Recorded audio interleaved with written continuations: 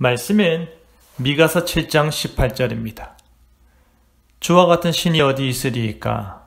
주께서는 죄악과 그 기업에 남은 자의 허물을 사유하시며 인애를 기뻐하심으로 진노를 오래 품지 아니하시나이다.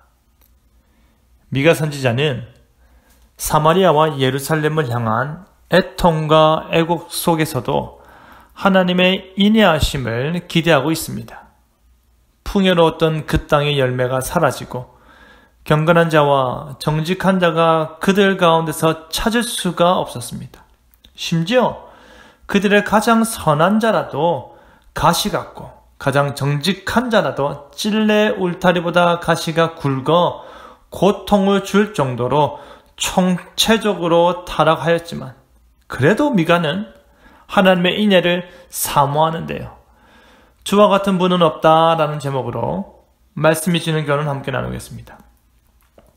미가 선지자는 곧 파수꾼들의 날이 임한다고 합니다. 파수꾼이 나팔을 불어 그들 가운데 임할 재앙으로 인해 그 땅이 요란하여질 것을 말하는 것입니다.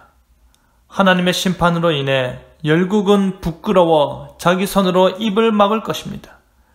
자기가 힘 있는 줄 알았는데 자기가 강하고 높아서 결코 떨어지지 않을 것이라 생각했는데 자신이 나락으로 떨어지는 모습을 보고 부끄러운 것입니다. 다른 사람은 몰라도 나는 아니야 했던 교만한 입술이 너무나도 부끄러워 자신의 얼굴을 가리고 주변 사람들로부터 들리는 혀차는 소리가 듣기 힘들어 귀를 막을 것입니다. 결국 여호와 하나님으로 말미암아 두려워하게 되는 것입니다. 여호와 하나님으로 말미암아 온몸이 떨리는 것입니다. 그럼에도 불구하고 미가 선지자는 온 이스라엘 백성들에게 외치는 말이 있습니다. 온 이스라엘 백성들이 들을 수 있도록 하나님 앞에서 고백하며 선포하는 말이 있습니다. 주와 같은 신이 어디 있으리이까? 출애굽 당시 쫓아오는 애굽의 병사들이 홍해에 잠기는 것을 보고 미리암이 한 노래였습니다. 주와 같은 신이 어디 있으리이까?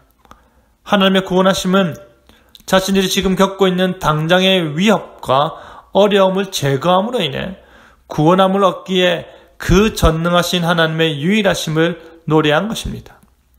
그 유일하신 하나님께서 죄악을 사유하십니다. 없애버린다는 의미입니다. 하나님께서 이스라엘의 모든 죄악을 완전히 제거하사 기억지도 않으시는 것입니다. 그 기억지 않음에서 그치지 아니하고 인애하시는 것입니다. 하나님의 풍성하신 인애를 기억하지 않는 은혜 위에 부어주시는 것입니다. 그렇기 때문에 하나님께서는 죄악을 향한 자신의 진노를 항상 품지 아니하시는 것입니다. 진노하시고 화낼만 하심에도 불구하고 은혜와 사랑을 베풀어 주시기를 즐거워하시는 것입니다. 다시 우리를 긍휼히 여기셔서 우리의 죄악을 발로 밟으십니다. 우리의 죄악을 깊은 바다에 던지십니다. 전능하신 하나님께서 이스라엘의 모든 죄악을 바다에 던져서 다시는 물 위로 떠오르지 않고 다시는 땅 위에 있지 않게 하듯이 영원히 없애버리시는 것입니다.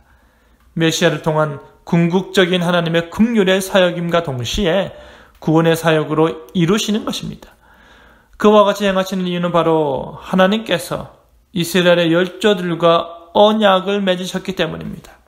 이스라엘은 죄악의 타락을 쌓아갔다면 하나님께서는 약속의 성취를 더하셨고 결국에 성자 예수님을 통해 완전히 성취하시는 신실하심을 입증하셨습니다.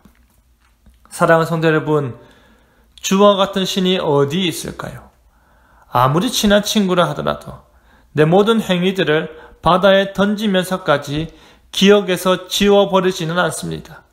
아무리 나를 사랑하는 부모라 하더라도 탕자와 같은 삶을 사는 우리에게 자신의 한 약속을 사랑으로 지키는데 열심이지는 않습니다. 하지만 하나님께서는 이스라엘이 범죄하였음에도 불구하고 그들이 나팔 소리를 듣고 심판받아 마땅함에도 불구하고 진노를 오래 품지 아니하시고 다시 우리를 불쌍히 여기시는 것입니다. 하나님은 언약을 통해 이스라엘을 바라보심으로 인해 그들을 향해 인애하신 하나님으로 다가가시는 것입니다. 하나님과 같은 분은 없는 것입니다. 진노 중에라도 긍휼과 인애를 잊지 않으시는 분은 우리 하나님밖에 없는 것입니다. 그리하여 진정 주와 같은 분은 없음을 오늘도 힘차게 고백하며 살아가는 저와 여러분 되기를 간절히 바랍니다. 아멘.